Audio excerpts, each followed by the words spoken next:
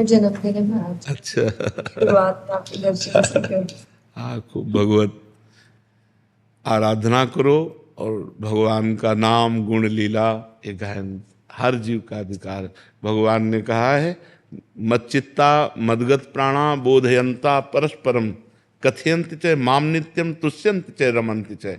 जो मेरे में चित्त लगाए हुए हैं, मेरे को प्राण अर्पित किए हुए हैं और मेरी चर्चा करने में ही संतुष्ट हैं, उसी चर्चा में रमण करते हैं, उसी में संतुष्ट रहते हैं, तेषाम सततयुक्तानाम भजताम प्रीतिपूर्वकम ददामि बुद्धि योगम तम येन माम उपयान्ति ते। मैं उसे बुद्धि योग प्रदान करता हूँ। और भगवान में हमारा मन लगा रहे, हमारा चित्त लगा रहे, हमारी समाज अध्यात्म की तरफ बढ़े, भगवान से जुड़े, पापाचरण त्यागे, ये हम सबका कर्तव्य है। हम सबका कर्तव्य है भगवान की चर्चा करना, स्वयं भगवान का भजन करना, स्वयं अच्छे आचरण करना, ये हर मनुष्य का कर्तव्य, सबका अधिकार है। हम सब भगवान के बच्चे, भगवान का नाम गुण कीर्तन करना, भगवान की महिमा को गान करना सबका अधिकार है। बड़े बड़े संत हुए स्त्री शरीर में, मीरा जी, बहुत बड़ी बड़ी रत्नावती जी, बहुत भागमती जी, करमेटी बाई, बहुत बहुत बड़े संत हुए हैं। तो ऐसा नहीं है पुरुष नपुंसक नारीवा जीव चराचर कोय सर्व भाव भज कपट तज मोहि परम प्रिय सोय। भगवान कहते हैं मुझे परम प्रिय है, चाहे स्त्री हो चाहे पुरुष हो चाहे कोई भी हो, जो मेरा यश गाता है, मेरा भजन करता है। खूब नाम जप करो, दूसरों को करवाओ। जय जय श्री राधा, जय जय श्री। महाराज जी, जैसे अभी तक हम पढ़ाई करते थे जी तो हमारे पास एक लक्ष्य था, एक उद्देश्य था। जी। अब हमारा सिलेक्शन हो गया, जी। हमने परीक्षा पास की, हम अधिकारी बन गए पीसीएस के थ्रू, जी। लेकिन अभी भी आंतरिक अंतरात्मा में संतुष्टि और वो सुख और वो हाँ, चूंकि ये स्थायी चीज नहीं है ना। मान लो आपका शरीर है, 80 वर्ष 100 वर्ष, ये पद और ये शरीर, ये वैभव, ये पढ़ाई, ये नाशवान है, ये स्थायी नहीं है। अगर आपका शरीर पूरा हो जाए तो आपको फिर कहाँ से शुरू करना पड़ेगा।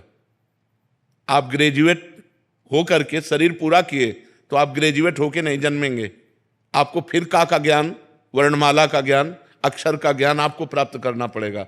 लेकिन 100 बार राम कहा है तो अगले जन्म में 99 से नहीं शुरू होगा, 100 से शुरू होगा। शांति मिलेगी भगवान से जुड़ने पर, अध्यात्म से जुड़ने पर, क्योंकि हमारी मांग सुख है। अंदर से देखो, प्रारंभ से लेकर के अभी तक लक्ष्य क्या है? सुख और शांति। अब हमने उस सुख शांति का आरोप कर लिया धन में, पद में, स्त्री में, अन्य भोगों में, जहां है नहीं। भोगात शांति अनंतरम नहीं लिखा। भगवान श्री कृष्ण ने गीता जी में कहा त्यागात शांति अनंतरम। जब हम भोगों का त्याग करते हैं तब हमें शांति मिलती है। और हमारे दिमाग में क्या चलता है कि जो कामना आई उसको हम भोग लें तो हमें शांति प्राप्त हो जाएगी। तो भोगते भोगते वो राक्षस बन जाता है, इसको भोगा, उसको भोगा, उसको भोगा, उसको भोगा, लेकिन उसके कभी शांति प्राप्त नहीं होती। तो जो थोड़ा पवित्र हृदय है, जैसे आपका पवित्र हृदय, तो असंतोष पैदा हो रहा है कि यार मतलब जो चाहिए वो तो नहीं है। और अगर मलिन होता तो अहंकार हो जाता कि हमने पढ़ाई की और ये पद प्राप्त किया, लेकिन नहीं, वो आपको थोड़ा अंतःकरण पवित्र है, इसलिए उसकी मांग है शाश्वत सुख जिसमें दुख का लेश न हो, अविनाशी पद जिसमें भय का प्रवेश न हो। अभी भय और दुख दोनों ने पिंड नहीं छोड़ा, असंतोष कामनाएं अभी पिंड नहीं छोड़े, तो इसकी पूर्णता अध्यात्म से होगी। कामना का कोई दुख नहीं, बस अब जीवन का उद्देश्य नहीं समझ में आता। जैसे जब पढ़ाई करते तब उद्देश्य था कि हमें अमुक पद प्राप्त करना है, वो मिल गया। अब आगे समझ में नहीं आता कि अब क्या प्राप्त, हाँ अब से क्या करना है। हाँ अब वो प्राप्त करना है जो शरीर छूटने के बाद है। शरीर रहने रहने तक का तो प्राप्त कर लिया, कि खाने की, पीने की, समाज सेवा की कर ली, लेकिन शरीर छूटने के बाद क्या गति होगी इसका आपके पास है कुछ प्रमाण? अब वो प्राप्त करना है। नाम जप करो और जो समाज में पद मिला है उसकी निष्काम भाव से सेवा करो।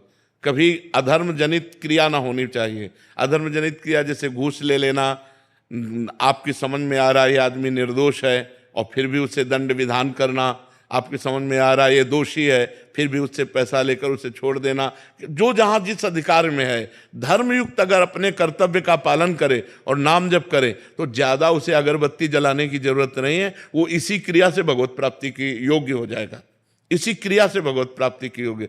अर्जुन जी कह रहे हैं कि मैं संन्यास लेकर भजन करूंगा, भगवान जी कह रहे हैं मारो इनको, मारो, ये अधर्मी है, अधर्म पक्ष में है, इनको मारो।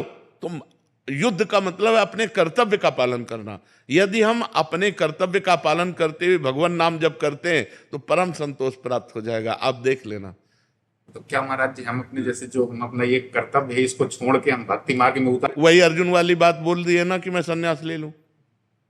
अभी हमने क्या बताया, अर्जुन वाली बात का भगवान ने निषेध किया कि नहीं किया। हम क्या कह रहे हैं, आप अपने कर्तव्य का पालन करें जोर से, लेकिन भगवान के लिए। ये सृष्टि भगवान की है, और नाम जप करते हुए कि मुझे जो पद मिला है ये भगवान ने मुझे सेवा दी है, मैं इसे सांगोपांग करूंगा। सांगोपांग मतलब कहीं त्रुटि नहीं होने दूंगा, अधिक से अधिक समय लगा करके करूंगा, और वो सब भगवान के लिए करूंगा। ये मैं भगवान के लिए करूं। जैसे आप भगवान के लिए करेंगे ना तो आप कभी अधर्म नहीं कर पाएंगे, आप कभी गलत नहीं कर पाएंगे, क्योंकि आपको हर समय भगवान दिमाग में दिखाई देंगे। यार कोई देखे ना देखे, भगवान तो देख रहे हैं ना, बस इसी से भगवत प्राप्ति हो जाएगी। अपने कर्तव्य का पालन करना और वो भगवान के निमित्त करना, और नाम जप करना। नाम जप जरूर कीजिएगा, और कोई गलत आचरण जिनको आप जानते हैं गलत आचरण, वो आपके जीवन में नहीं होने चाहिए।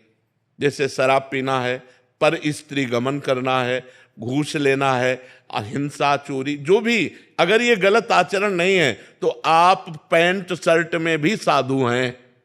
साधु का मतलब केवल वेश से नहीं होता, साधु का मतलब होता है उद्देश्य से।